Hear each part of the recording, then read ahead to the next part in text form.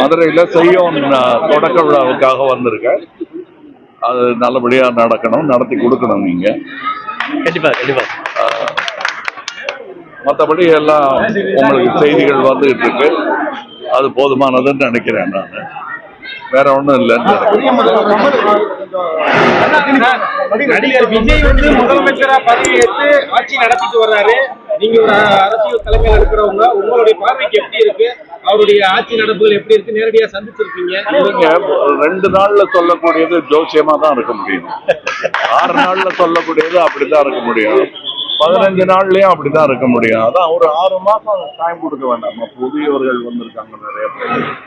அதனால புதியவர்கள்ங்கிறது புதுசு கிடையாது. அரசியல் சுதந்திரம் இந்தியா கிடைச்ச போது எல்லாருமே புதிய மினிஸ்டர்ஸ் தான்.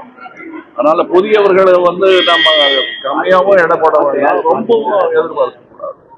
என்ன நடக்குமோங்கிறத பார்த்துக்கிட்டு நீங்க தானே ஓட்டு போட்டீங்க, நீங்க தான் அது நல்லபடியா நடக்குதாங்கிறத நீங்க தான் கவனிக்கணும், நாங்களும் கண்காணிக்கிறோம்.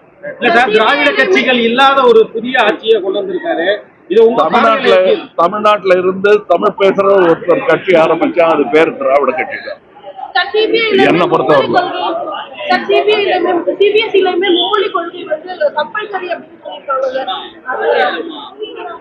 அதாவது கம்பல் பண்ண முடியுமா? தமிழ்நாட்டை பண்ணி பார்த்திருக்கோம் இல்லையா?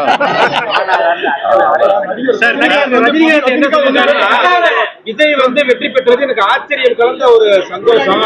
ஒருவேளை கமலஹாசன் முதல்வரா வந்திருக்காருன்னா கூட நான் பொறாமப்பட்டிருப்பேன் ஒரு மாதிரி ஒரு சிரிப்பலையோட சொல்லியிருக்காரு. சிரிப்போட தான் சொன்னாரே தவிர நாங்க 2 பேருமே ஒருத்தர் பார்த்து பொறாமப்பட்டது கிடையாது. போட்டி போடுவோம், பட் பொறாமப்பட்டது கிடையாது. We are the best sportsmen you can find in Tamil Nadu.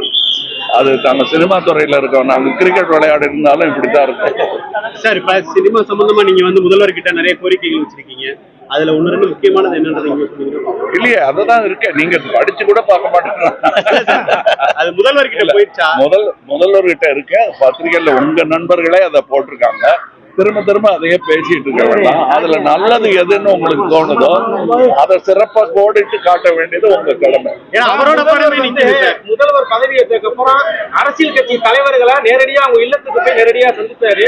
இதுல எடப்பாடி பழனிசாமியை சந்திக்கல அப்படின்றது ஒரு பேசுபொருளா இருக்கு. 25 பேர் அவங்க கூட போறதா சொல்லியிருக்காங்க. இதுல கொரோனா பிரச்சனைகள் இருக்கு, யார் தலைமைன்றது எங்களுக்கு தெரியல. மாதிரி நீங்க எப்படி பாக்குறீங்க அந்த அணுகுமுறையை? ஏன்னா அது மாதிரிதான் பாக்குறேன், வேடிக்கை பாக்குறேன். திமுக அதிமுக